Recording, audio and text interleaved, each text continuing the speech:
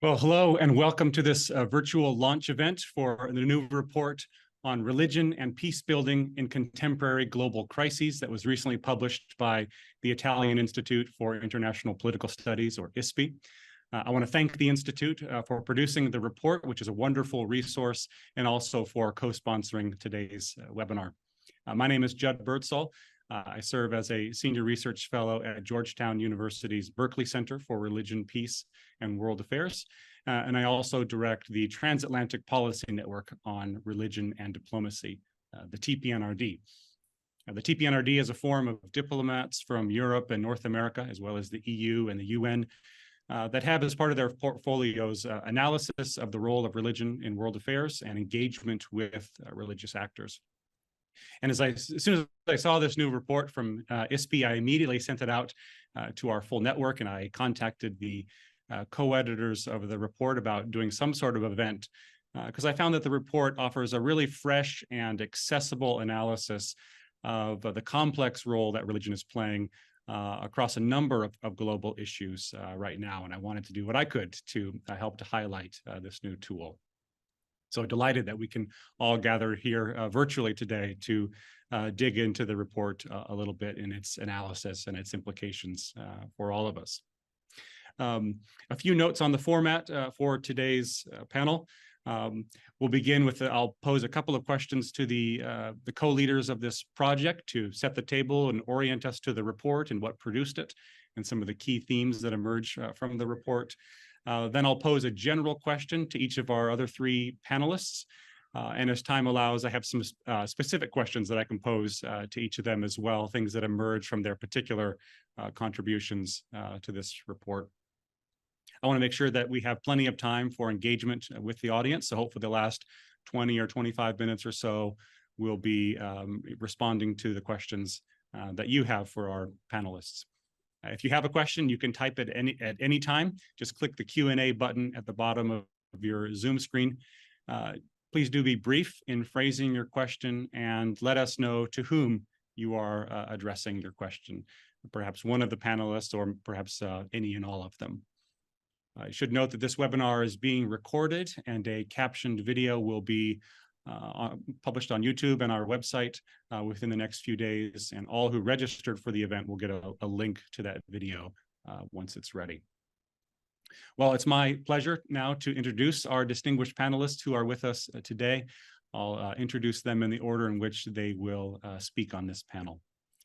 First is Fabio Petito, who's a professor at the University of Sussex, where he leads the Religion and Foreign Policy Initiative. He's also the head of the Religions and International Relations program based at ISPI, which is supported by the Italian Ministry for Foreign Affairs. Michael Dreesen is Associate Professor of Political Science and International Affairs and Director of the MA program in Religion and International, MA program in International Affairs, rather, at John Cabot University. He also directs the Rome Summer Seminars on Religion and Global Politics. Scott Appleby is the Marilyn Keough Dean of the Keough School of Global Affairs at Notre Dame and Professor of History, also at the University of Notre Dame. He also directs the co-directs the Contending Modernities project. Pasquale Ferrara is the Director General for Political Affairs and International Security at the Italian Ministry of Foreign Affairs and International Cooperation. He previously served as the Ambassador of Italy to Algeria, 2016 to 2020. He joined the Italian Foreign Office back in 1984. And he was involved in the creation of the TPNRD when we were officially launched at an event in Florence in 2015. So we're grateful to him. Catherine Marshall is also connected to the TPNRD. She's on our advisory council. She's a colleague of mine at Georgetown, where she's also a senior fellow at the Berkeley Center. She leads our work on religion and development, and she's a professor of practice at Georgetown on development, conflict, and religion. Well, welcome to all the panelists. Thank you for being with us. Thank you for your many, many contributions over many years, including most recently your contributions to this new report. Fabio, I would like to start with you, if I may. You're a scholar of religion and foreign policy. You lead a project on that. You have worked with many foreign ministries, including especially the Italian Foreign Ministry when it comes to matters of religion and international affairs. Many people would think of interfaith engagement as something for religious people to do, a civil society initiative. I wonder if you could help us by sharing how you conceive of interfaith engagement as a policy initiative. And maybe also if you could just orient us to the report, what led to it, and what are some of its contents. Thank you, Fabio. Over to you. Thank you very much, Jude, and thank you for giving us this opportunity to present this report. And perhaps I'll take your question in the reverse order, because this report is an output of what has been referred to as the Italian Initiatives on Religion and International Relations, which was launched in 2009, now almost 15 years ago, by the Policy Planning Unit of the Italian Ministry of Foreign Affairs in collaboration with the Italian Institute of International Political Studies, ISPI. As you know very well, at that point in time, many governments were exploring ways of improving the awareness of the role of religion in foreign policy, with a view of building what then will be called better religious engagement capacity. You, Jude, yourself were involved in this at the US State Department, if I'm not wrong. At that point, my friend Scott was leading on the production of the very important Chicago Council report on engaging religious actors as an imperative for American foreign policy. And my friend, Ambassador Pasquale Ferrara, actually was the head of the policy planning unit at the Italian Ministry of Foreign Affairs and initiated these Italian initiatives. Now, from the beginning, and I want to just briefly give a bit of context, we thought that this should be something of a co-construction space, which should create a series of research and activities, bringing together three different policymakers, but religious actors and experts. But also from the beginning, we wanted a focus on actors specifically engaged in interreligious dialogue and collaboration. And also we felt that because it was an Italian initiative that had a kind of Mediterranean location or vocation, and gradually as we progressed, we start to see that Rome as a city was becoming a significant hub of a growing global transnational network of interreligious connections, and that we needed to link our research and our activities to this particular context. The reason for that are too long to go, but this was becoming visible in particular by the leadership that Pope Francis was taking in many of the interreligious kind of initiatives to face many of the global challenges. So, and that goes to your question, and the research and the work we did, a central idea that emerged was that idea of interreligious engagement as a new policy framework, and that was to recognize and amplify these novel interreligious dynamics. The idea was through innovative government-religious partnership aimed at achieving more inclusive and peaceful society. So in other words, the idea was that we were living in a quite new context of interreligious dialogue and collaboration globally, and that was relevant for policymakers. The point was to think how better to connect to these existing dynamics to produce some common objective. And in fact, that's what our report tries to do. The assumption is that today we are living in a growing era of political disunity, conflict, antagonism, and polarization. And sometimes all these are expressed in religious terms, like religious nationalism, religious sectarianism, civilizational politics, or even the language of religious wars. But at the same time, we recognize that there is a new global religious activism of hope and unity for peace, which in its more innovative and powerful dimension takes the form of new interreligious solidarity and initiatives, like, for example, the 2019 document on human fraternity co-signed by Pope Francis and Sheikh Ahmed Al-Tayeb of Al-Azhar. These unprecedented interreligious initiatives are scattering, that's our hypothesis, seeds of hope for unity in the world, and are opening up a new era of interreligious dynamics that policymakers need to take seriously and engage with. And just to conclude the first, and therefore this interreligious engagement as a new policy framework is about shaping in a more scholarly language a new post-secular sensibility in foreign policy around 3 points. One, recognizing this new interreligious activism, a hope of unity, which is emerging in the global civil society. Two, try to think how government and international organizations should respond to it in order to amplify its positive effects, for example, in peace building, what we are doing in this report. And three, we need to do it with an attitude which is open to learning and genuine dialogue. In other words, we are searching for new secular interreligious partnerships to stretch the political imagination and creating new practical innovation to respond to global policy challenges. This is kind of context which I hope gives you some element to understand where the report is coming from. And then I'll be happy to say more later on. Great. Thank you so much, Fabio. That's very helpful. Michael, a question to you that builds on what Fabio has just introduced, and that is recognizing that there's been this surge or growing profile of interreligious dialogue, including those that engage the senior-most levels of major religious bodies.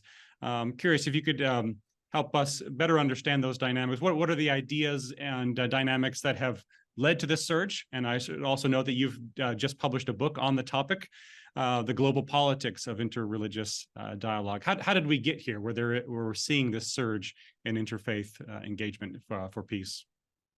Yeah, thanks very much, Judd. Be happy to. So maybe just begin with a small precision. In the book, I'm looking at the growth of state-sponsored interreligious initiatives in the Middle East and Mediterranean especially. And like any wonderful, glorious old Mediterranean city, I really think that you got to take account of the different sets of layers which are making up its foundation. So there's multiple layers pushing forward this growth. And perhaps the most obvious of those layers is the geostrategic or geopolitical dynamic, which is really shaping this growth. To some extent, I think the growth of interreligious initiatives in the region can really be seen as a concrete attempt by policymakers to craft a new relationship with religious actors and communities in many ways, in ways that Fabio was presenting in the early 2000s, 2010, both on account of what were perceived to be security threats having to do with religion, post 9/11, post ISIS world, but also at the same time, and almost paradoxically, the growing acceptance of a position that directly engaging religious actors was necessary for the achievement of common, mostly humanitarian goals, whether that be the pursuit of economic development or attempts at conflict mediation. Now, that strategic logic has led to a certain skepticism of interreligious engagement as a project, and a worry or fear that it's also easily instrumentalizable by state actors to manage, control, domesticate religious actors and communities, and to some extent vice versa as well. In my work and also in this report, try to make the argument that those dynamics are certainly real, but it's also important to consider the other layers at work in the story, including real social, religious, and ideational changes, which also seem to be pushing forward these initiatives. So if it's true, if we can say that you can't understand the growth of interreligious engagement without reference to 9/11 or ISIS, perhaps, it's also true that you can't really understand the growth of interreligious initiatives in the region without taking account of the Arab Spring, including the changing social aspirations that the Arab Spring expressed, as well as religious responses to it, which developed an account of them. And one important element of that response involved the discovery, I think, by religious leaders and communities of a new narrative about the ends of public religious engagement and public religious support for things like religious freedom, pluralism, citizenship, and from within a new multi-religious framework, what I call the dignity, freedom, citizenship principle. And that can be expressed in ideas like inclusive citizenship and human fraternity, including the report which Fabio mentioned, ideas which are consistently promoted by folks like Sheikh Al-Tayeb al-Azhar, but also Muhammad Al-Isa of the Muslim World League, or Pope Francis. These are all important examples of that development. And so in the report, we tried to take the religious, social, and geopolitical content of interreligious engagement seriously and explore some of the movements and organizations which have done a lot to support those ideas. Groups like the Community of San Egidio, or the Adian Foundation in Lebanon. And we ask to what extent they express, represent, articulate an alternative and multi-religious vision for peace in the face of what we often simply reduce to trends which seem to be feeding into religiously inspired or religiously coded conflict in the region and beyond. So those, I think, are the three major dynamics pushing these things forward. Well, thank you so much, Michael. That's very helpful, and a very good segue to the general question I want to pose to all of our remaining three panelists. You've given us some reasons why some are skeptical, quite skeptical of this governmental engagement with religious groups, but also some reasons why we should be a bit perhaps more optimistic about it all. And the question I have for Scott, Catherine, and Pasquale is, as you survey the field, as you've been engaged in the field as scholars and practitioners, what do you see as some of the key opportunities, challenges, risks associated with engagement in this field? Let's go first to Scott, and then Catherine, and then Pasquale. So Scott, over to you. Good, thank you, Jed. Let religions be religions. Let the religious be themselves. That's both the challenge and the opportunity. So the risk is trying to instrumentalize religious actors and institutions, to manipulate them, to force them into a kind of secular Procrustean bed where they are meant to think like and speak the language of policymakers and diplomats. That's a temptation, that's a risk. We don't need religious actors to replicate roles that are already taken, to be nothing more than colorful or even holy versions of benevolent secular actors. We should be cautious about any engagement that would somehow strip them of their distinctiveness, their distinctive contribution, and of the power they have over their flocks, precisely as upholders of a sacred, often multi-generational tradition of beliefs and practices. And nor should we curtail their power to scandalize, to disrupt, to channel voices on the margins where so much violence is committed. Many years ago, I edited a volume that the one thing I remember and like about it, but I liked other things about it, but what I remember about it is the title, Spokesman for the Despised was the title of it. And it was a set of profiles of religious leaders in the Middle East. And that, I thought, title captured this particular role, spokesman for the despised, for the marginalized, for those without a voice. So if there's a risk in instrumentalizing our religious partners, there is also a risk in homogenizing or conflating them. That is, in failing to perceive and understand the differentiation of roles and voices, temperaments and callings within any religious community or organization. Students and scholars of religion could and have derived from close observation typologies of actors that make up a religious community. They're familiar to so many of us. At the top of the pyramid, we see the charismatic leader or the authoritarian leader, not necessarily the same thing, or the prophetic or the bureaucratic.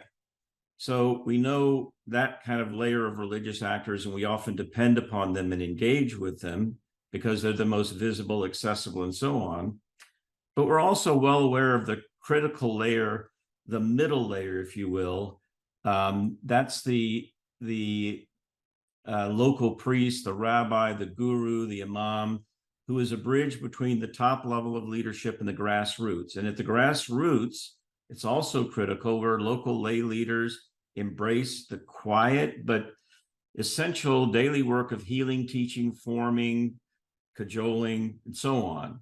So there are these various layers, and we would be making a mistake, missing an opportunity, failing to meet the challenge if we didn't recognize that these layers, this kind of layering of religious communities, when they operate in tandem, or at least realistically, do not actively undermine one another, the top, the middle, the grassroots, magic can happen.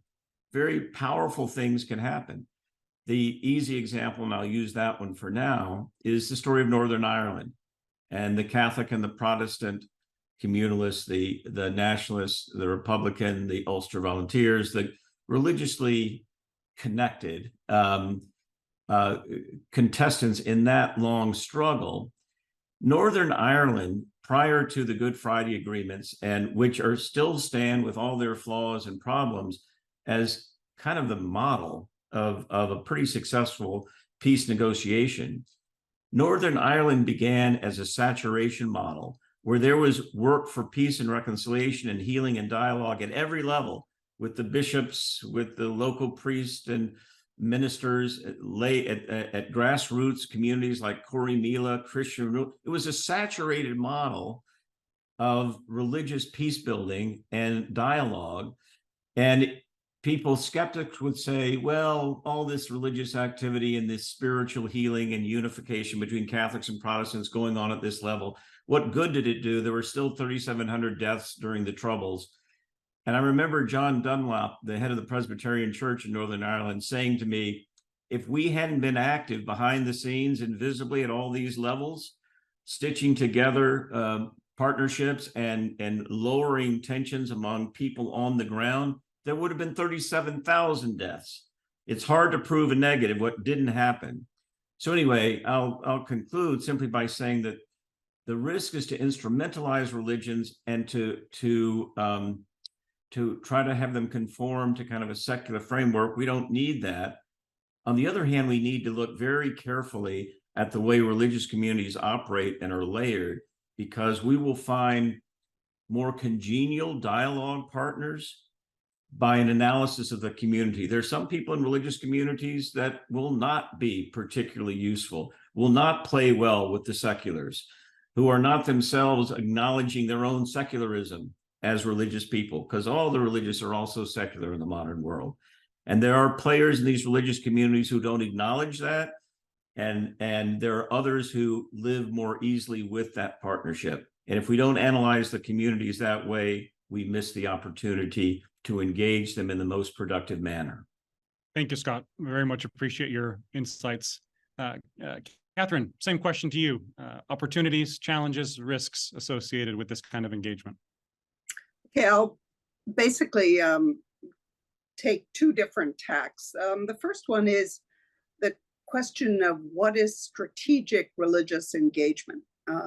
This actually is a theme of a project that we're involved in, but also on Tuesday, USAID launched a new sort of religious strategy, which again, you even have an acronym now, SRE, Strategic Religious Engagement.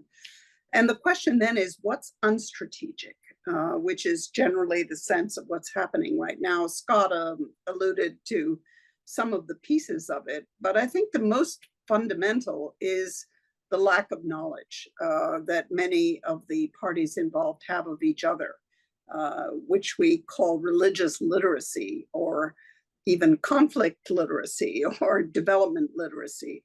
The sense of not having a clear sense in any situation, conflict situation in this case, of who the actors are, what are their motivations, partly because there has not been a systematic engagement in the past. So I think the upshot of that is that a lot of this is very unstrategic, very much driven by circumstances. And part of the objective, I think, is to move much more towards the base understanding and analysis that makes it possible to look at the very complex religious landscape in any situation, but particularly ones where conflict is involved, and the ways in which that fits into the broader alliances and the broader intellectual conceptions of what might in fact bring peace. So that's, I think, the first, I think, a broad theme that a lot of us are preoccupied with was what is the nature, but also the consequence of unstrategic approaches, and what might strategic approaches actually look like. What are some good examples? I'm not sure if Northern Ireland is is an example, but it is the one that does seem to be used most often. And I think there are at least some other cases where there's been enough to take that forward. The second comment I would make, I just returned last night from the Sant'Egidio meeting in Berlin, which is an annual meeting that they organize in an extraordinary way on behalf of the Vatican, but more broadly, brings together some 300 to 400 religious leaders from many different communities and many parts of the world. And it would be easy to come at that meeting, which is so brilliantly organized, as sort of a combination of intellectual pageant inspiration, with some cynicism, given what's happening in the world, where conflicts seem to be on the increase, seem to be increasingly complex. So I think that there is, and there was, I think, a willingness to look the harsh realities in the face. The theme for the meeting actually was the audacity of peace. And there was a lot of reflection about what that audacity means. But you could be quite cynical of looking at all the religious leaders lighting a candelabra, hugging each other, the sense of a deep commitment to peace that cuts across religious communities, and then ask yourself, what is this really achieving? But of course, what's interesting about that particular gathering, which takes place every year, is that you know that behind the scenes, there's an extraordinary array of activities that are going on, in whether it's in South Sudan or in Mozambique still, in Ukraine, where Cardinal Zuppi left the meeting to go to China with a peace mission. So you had this combination of this powerful emotional appeal that reaches to quite an extraordinary group, but also some of the realities of what is involved in ending these conflicts. And I think two comments that I would just add here to inject into our conversation. I've just come off another webinar, which is basically about gender.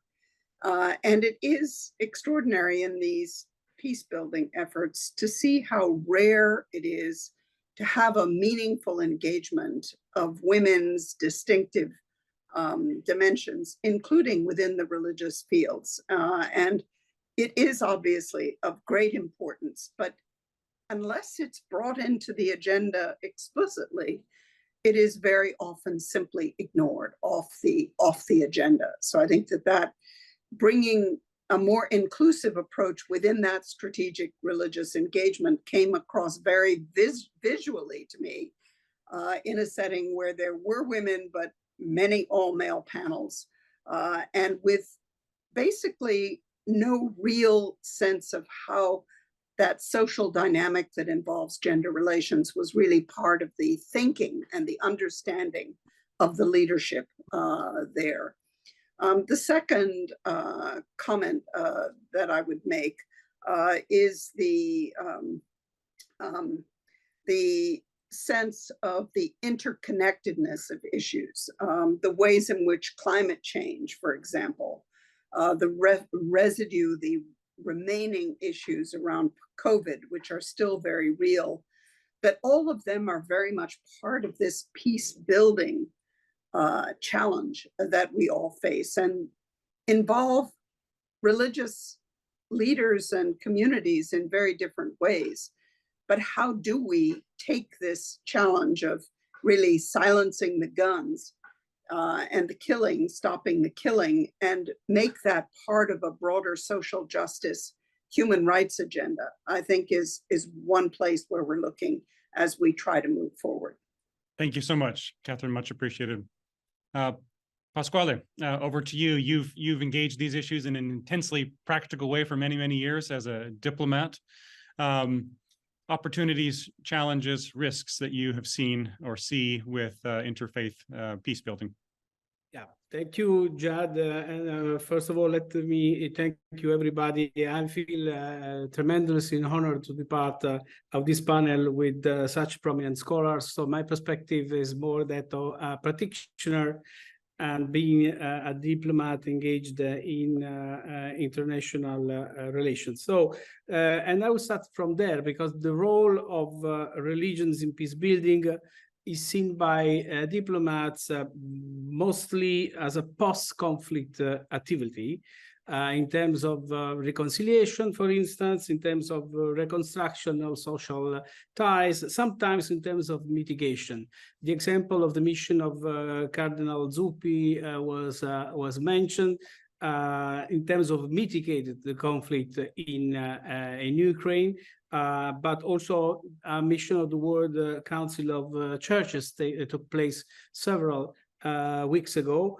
But the role of religion in terms of prevention of conflict has not been highlighted enough, is not been also stressed by diplomats. And there are several examples. Have you seen? Unfortunately, the coup d'etat that took place in Niger recently, and there were two tracks there. From one side, the economic community of Western African states at certain point set up a possible military intervention, so in order to restore order in the country. But at the same time, interestingly, a mission of senior Nigerian Islamic scholars was the place there in order to understand if there were margin to avoid the conflict. So I think this is one track that it's worth exploring more. And the second thing is the classical question that we find every time we talk about religion and conflict, if religion is part of the problem or is part of the solution, question mark. So there is no single answer to this question.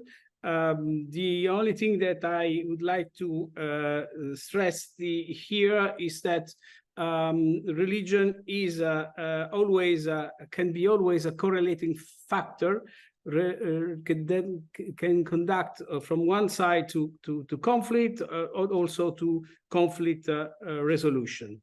Because if you ask several actors what is the answer to this fundamental question, and you ask theologians, for instance, they will say no, by definition, religion are not part of violent conflict. At least they are not the cause, the primary cause of violent conflict.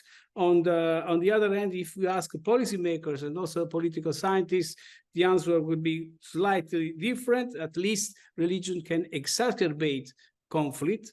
And if you ask at grassroots level peace builder, they would say, okay, religion can be a cause of conflict, and also an element of escalation or de-escalation of conflict. So there is no single answer to that, and this is also the case of the debate that is going on among diplomats.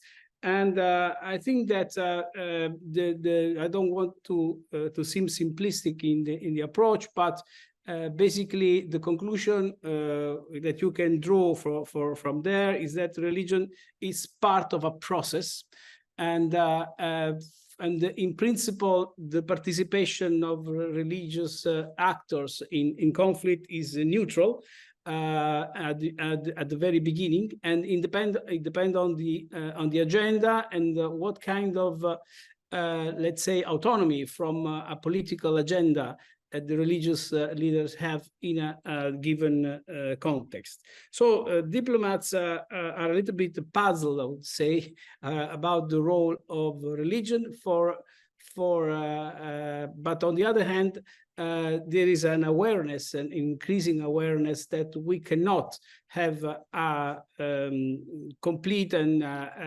articulate analysis of conflict, and also diplomatic cleavages without taking into account the religious factors. Now, one subtext of that, one thing is the role of religious leaders.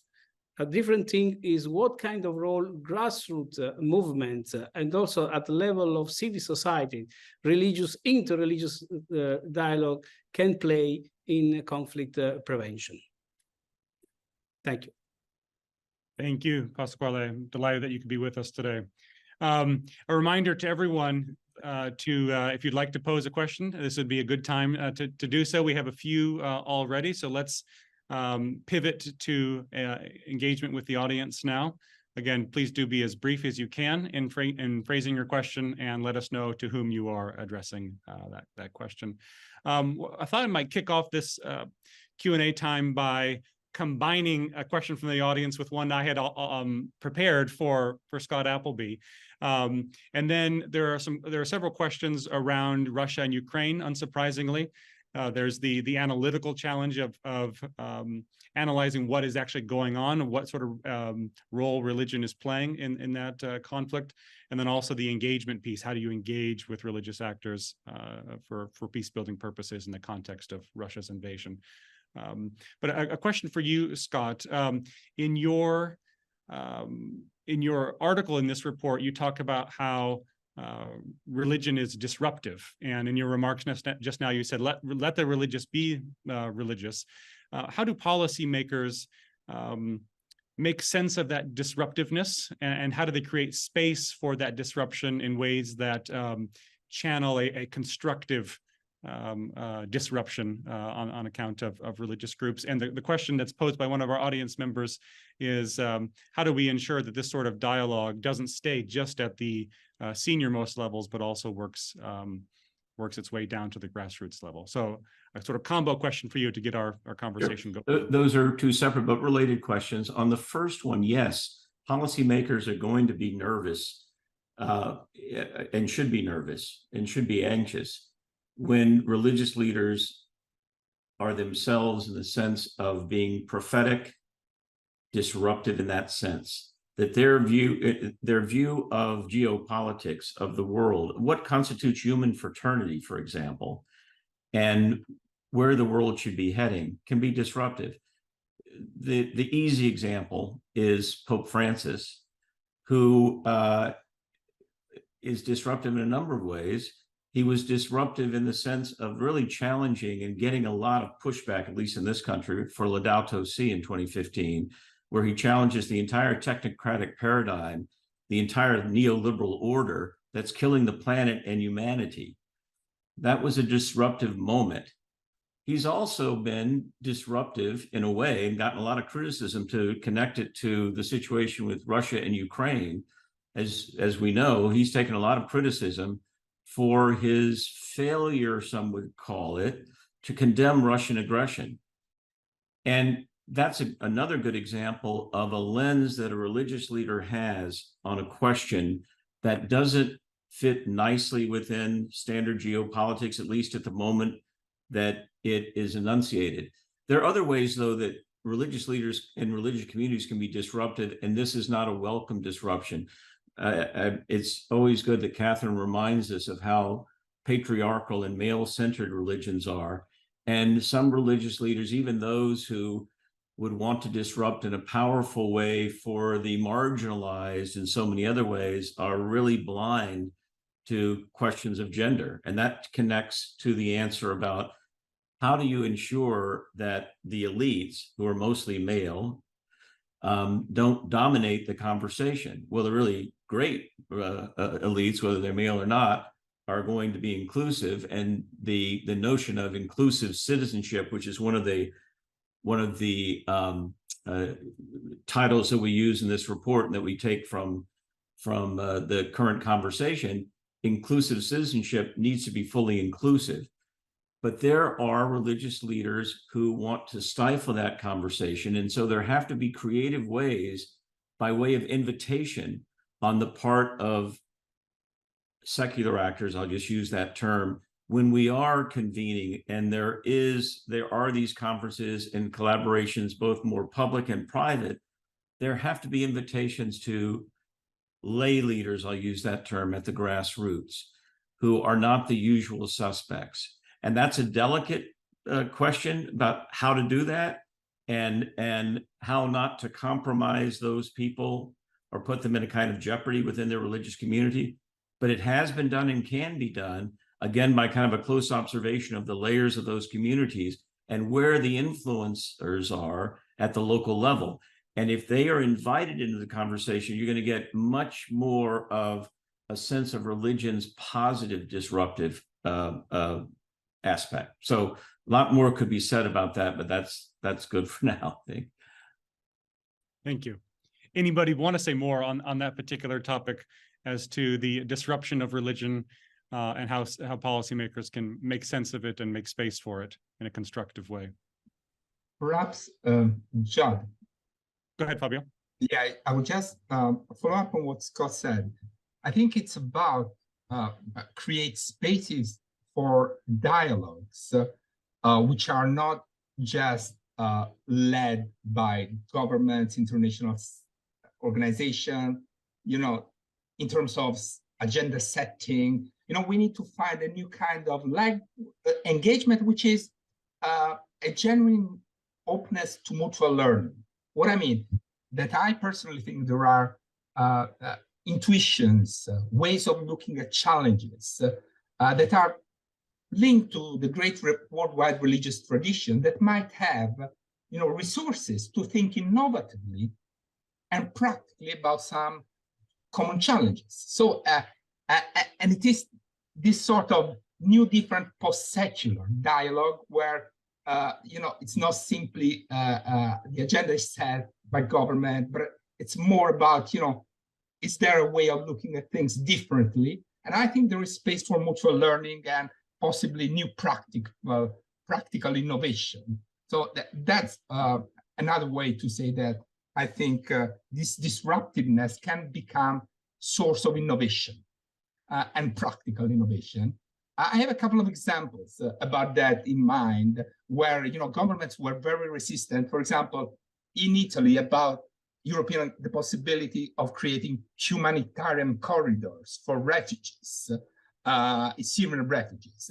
And it was just the resilience and the push of a coalition of religious organizations that after this resistance, that said, well, we are just creating corridors, for unvetted potential terrorists. And, it took a lot of work, but then now governments really are happy and often present this, which was a religious generated new practical innovation, as the product of good practice that to deal with the refugee issue. But there are other examples, and I think that's what makes me a little bit hopeful. Recognizing many of the challenges that there are. Thanks, Fabio. There are several questions that relate to. Pasquale, did you have a hand up? Yeah, just a quick comment on Scott. Very important topic of disruption of religion. Of course, this disruption works in a positive and progressive way in searching for a new global order. But sometimes we have also to be ready to understand this disruption not exactly in that direction. So I take a macro example of the Islamic Revolution back in 1979, and also the return of the Taliban in Afghanistan after 20 years. So it depends also on our definition of order. Sometimes these groups understand order in an unsettling way vis-a-vis our idea of a progressive order. Thank you. Anyone else want to come in on the disruption or grassroots question? Yes, Catherine. I think the disruption is sorely needed, whether it's audacity, the title of the meeting, or use of imagination or new insights. All of that is very critical. But I think it goes many ways. Just two examples. When you look at the coup d'etat that have taken place recently across too many African countries, I think you have to take into account the failures of governance. which are collective responsibility and which I think are too seldom on the agenda. Some of the issues around corruption, where I think religious communities are far too little involved in the discussion.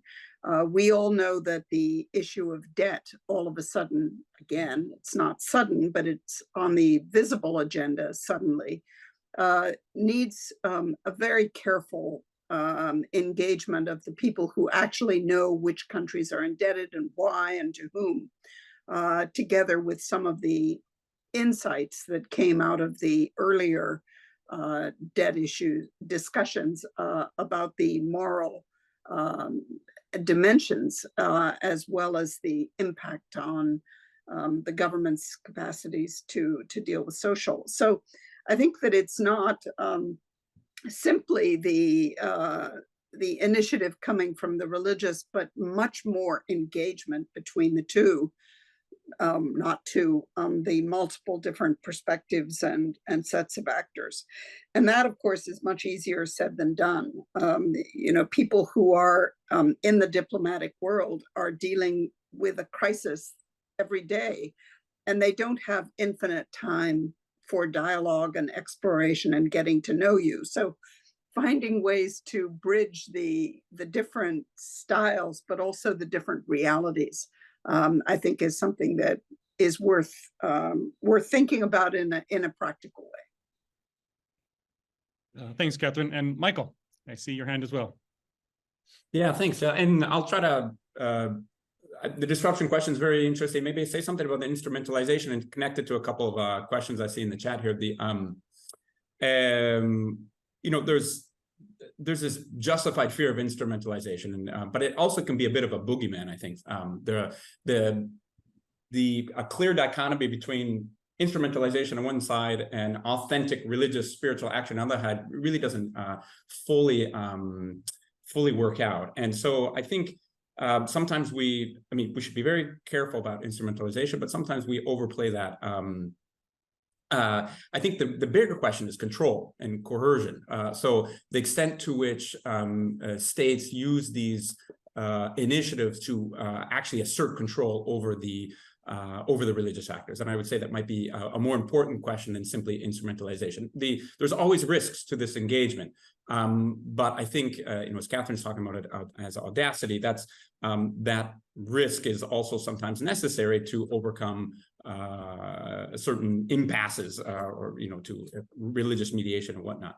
And one great example of that is the one that's brought up here in the chat here about the interreligious engagement and its impact on the Abraham Accords, right, where we begin to see what I would consider all the different layers in contrasting forms pushing forward interreligious engagement in multiple ways. So you get instrumentalization, where the state seems to use one narrative, that they seem to use these religious actors in order to justify or legitimize that relationship, the opening of the relationship between UAE and Israel.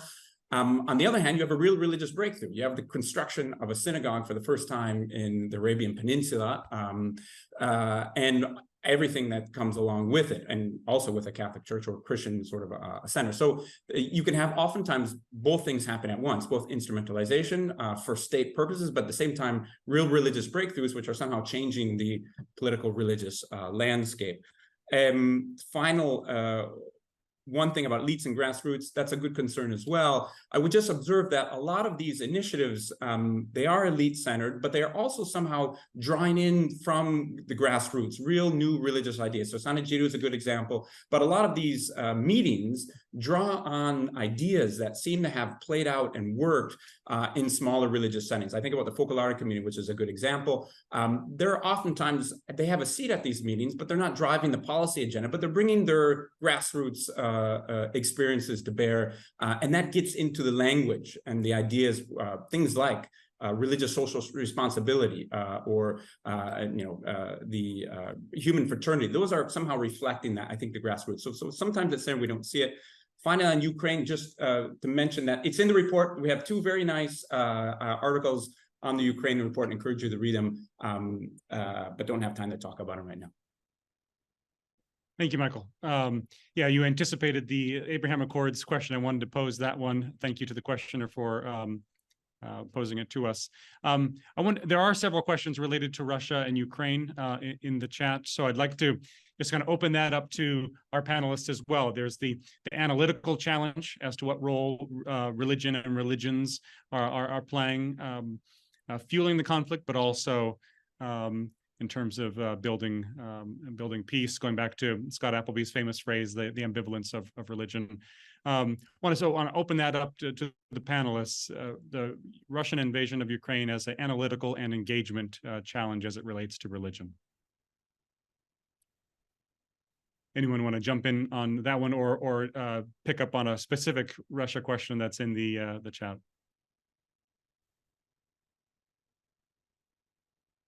Well, I'll just say something while people are thinking of smart things to say. I'll fill the gap for a few moments. Your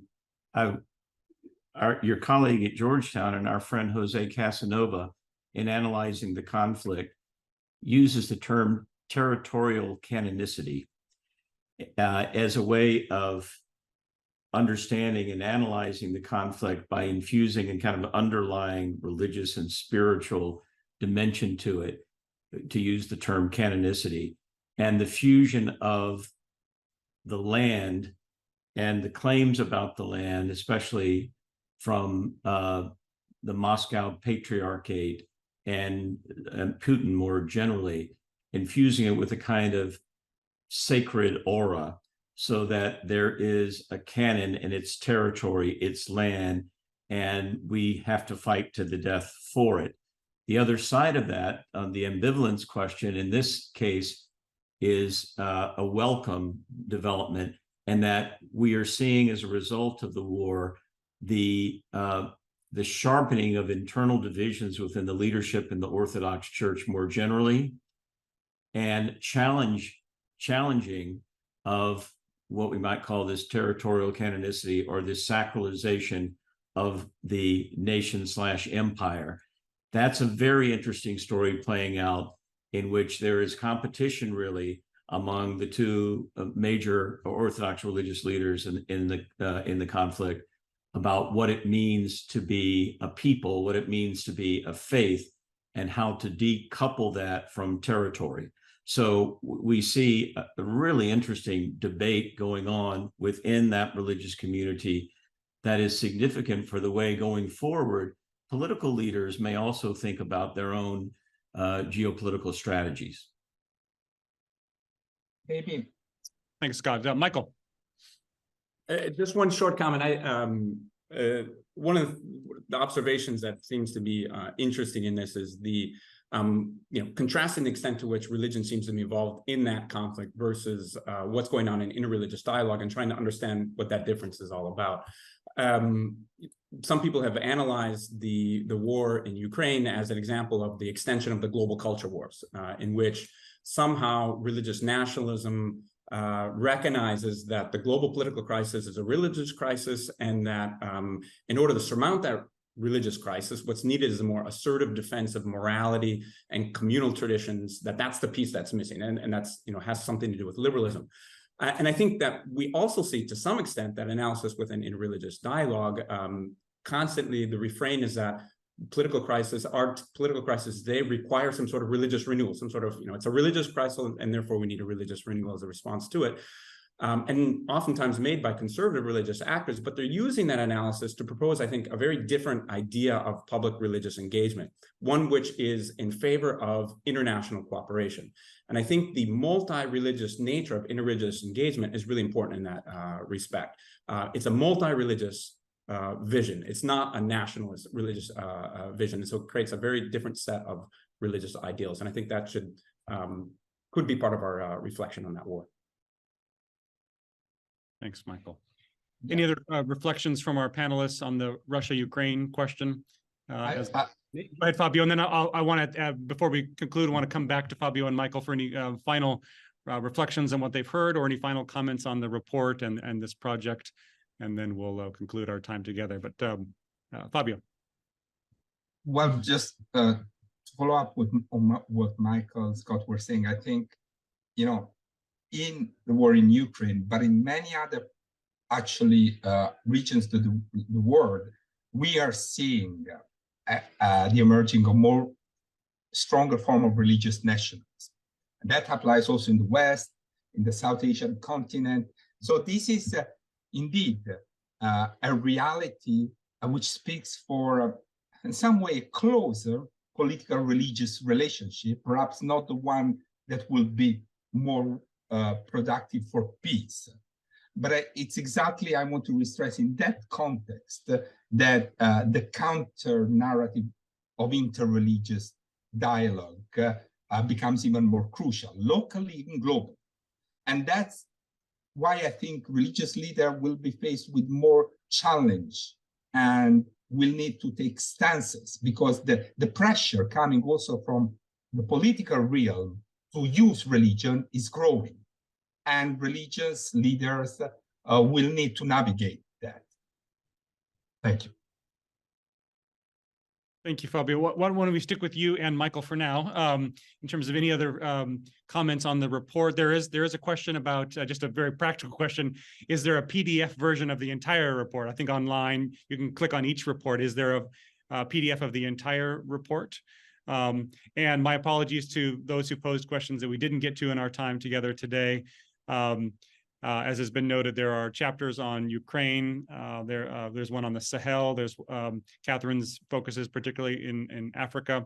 There's many topics that we didn't get to, but some of them are at least addressed in the report itself, which again, I would commend to all of you.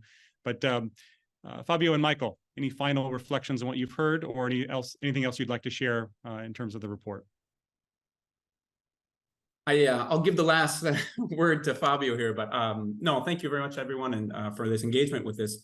The only thing, I mean, there's so much on the table, so I'll refrain from entertaining any engagement with them. But the one thing I would say is that this is, in my mind, this is a developing research agenda, but also a developing policy agenda. And I think we should take it seriously, and I would invite the policymakers here to join in helping us to think better about the extent to which we can push interreligious engagement, the extent to which it might actually offer something, as Judd has put in the title, something realistic in the peace mediation efforts that everyone is involved in. So I think there's promise, but we should also be careful not to romanticize it, and so much more research and work needs to be done. So, thank you. Thanks, Michael. Yes, and just to follow up on this, it's a journey, and we are very happy to have, over the years, build this community of expert policymakers, religious leaders that are on a journey of reflection. And I want to add, it's also become, since last year, an educational project, to the extent that Michael has been leading this fantastic new series of seminars in the form of a summer school for the next generation of PhD students who are working on issues of religious and global affairs. And I'm sure soon he will be launching the new call for the next session that operates also in a productive dialogue with a policy dialogue that we try to organize every year. And we thank the collaboration of all the people, in particular of Scott Appleby and Pasquale and Catherine for this effort. And thank you very much, Jude, for having given us this opportunity. Well, thank you, Fabio. Thank you, Michael. I always say that this field of religion and international affairs is an iterative process. There's no one report or conference or webinar that's going to get us where we need to be, but every event or publication gets us a little further, I would hope, including this new report from ISPI, which I'm very grateful for and glad we could highlight and discuss in our time together today. My thanks to all of our panelists for sharing their wisdom and insight built up over decades of activity in this field as scholars and practitioners. My thanks to the Berkeley Center for hosting this, to ISPI for co-sponsoring and helping to publicize, and of course for the report itself. And thank you to all of you in the audience for joining us today. Again, you'll get an email with the link to this report. It'll also be on YouTube. Feel free to share it widely and of course access the report itself. Thank you all, and we look forward to seeing you on a future Berkeley Center webinar.